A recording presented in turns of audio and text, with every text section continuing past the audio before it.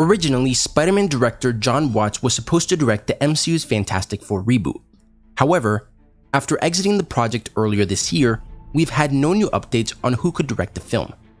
Now it's being reported by Deadline that WandaVision director Matt Shakman is in early talks to direct the Fantastic Four movie.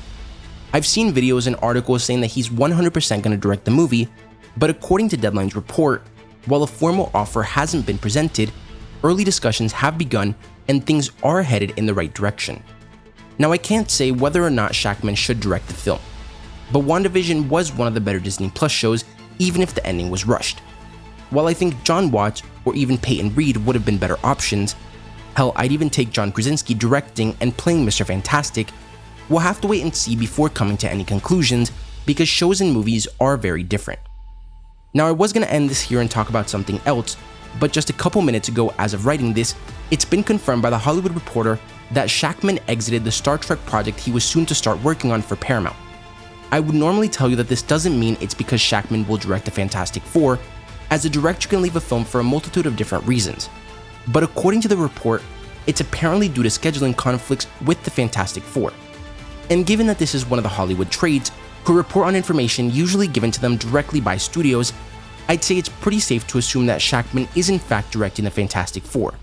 But either way, let's say that Shakman doesn't end up directing the Fantastic Four and he left Star Trek for a different reason altogether. All this talk about a director means that Marvel is actively looking for one.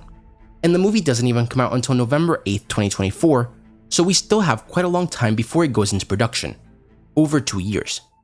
Now another thing that I want to point out is that pretty frequently something happens in the comics which is then loosely adapted in the MCU. And Marvel Comics just officially announced an all-new Fantastic Four comic run that will begin this November from the unbeatable Squirrel Girl writer Ryan North and Venom artist Iban Coelho. The official Marvel site confirmed the first issue will take the Thing and his wife on an adventure of their own across America to escape trouble in New York. To launch this new era of Fantastic Four, North and Coelho have landed the team, or at least a member or two, in a world of trouble. Something has gone terribly wrong in New York, sending the Thing and his wife Alicia traveling across America to escape it. But when they stop in a small town for the night and wake up the morning before they arrived, they find themselves caught in a time loop that's been going on since before they were born. That's been going on since before they were born. That's been going on since before they were born. Following the Thing-led debut issue, the second entry will spotlight Mr. Fantastic and the Invisible Woman before the Human Torch headlines the third issue. Marvel's first family will come back together and unite before long, even as they begin their latest run separate from one another. Speaking to Entertainment Weekly, North explained that after the multiverse level event of Dan Slott's recent run, he set out to tell smaller stories about the Fantastic Four. I had the advantage that Dan Slott's run went super huge. In the most recent arc, The Reckoning War, they saved not just the universe, but the multiverse. That made the choice obvious. I'm never gonna go as big as Dan did, so let's tell smaller stories about the Fantastic Four. That was my way in. The writer went on to describe his vision for the team as self-contained stories in the vein of 60s Star Trek, that tell stories that would feel fresh and not like a retread of the past.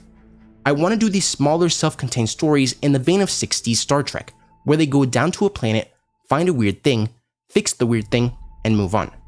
Having these four weirdos roll into town where there's a mystery or a problem or some sci-fi thing, solve the problem, and then move on struck me as a very interesting way to position the Fantastic Four and tell stories that would feel fresh and not like a retread of what we've seen before. And now look, the chances of this happening are extremely low. But this comic has the Thing and his wife escaping trouble in New York, and it was rumored that the Thing would appear in She-Hulk. Again, like I said, I doubt that this will happen.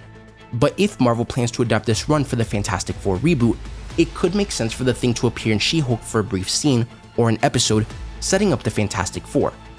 The only reason why I'm saying this is because the Fantastic Four reboot has also been rumored to take place in the 60s, similar to this comic, at least the way the writer explained it. And while this obviously has no connection, it's quite interesting that it was described as being similar to Star Trek when Matt Shakman just exited a Star Trek project seemingly to direct the Fantastic Four. Another thing that's pretty interesting is that the Fantastic Four comes out in November of 2024, and this comic is set to release in November of this year.